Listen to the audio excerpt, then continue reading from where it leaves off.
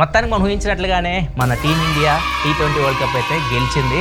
And ఈ tournament మొత్తం మీరు చూస్తుంటే మాత్రం ఈ టోర్నమెంట్ నుంచి మన లైఫ్లో ఒక లెసన్ అయితే నేర్చుకోవచ్చు. మనం ఈ టోర్నమెంట్లో ఒక మ్యాచ్ అయితే ఓడిపోయాం, India versus South Africa match. So దాని మీద రీల్ కూడా చేశాను నేను. చాలా మంది తిట్టారు నన్ను ఓడిపోయామని చెప్పేసి. ఆ మ్యాచ్ మనం ఓడిపోవడం వల్ల మన లోపాలు మనకు తెలిసినాయి. ఫస్ట్ ఇద్దరు ఓపెనర్ లెఫ్ట్ హ్యాండర్సే ఉన్నారు, అటు సైడ్ నుంచి బౌలర్స్ ఆఫ్ స్పిన్నర్స్ వేస్తున్నారు, ఈజీగా వాళ్ళని అవుట్ చేస్తున్నారు.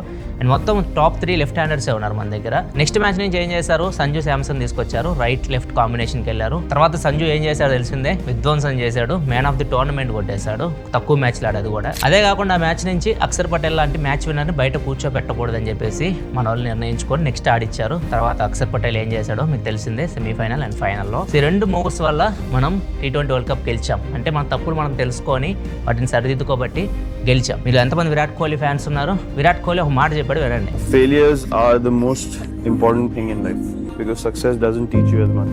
It boosts your ego.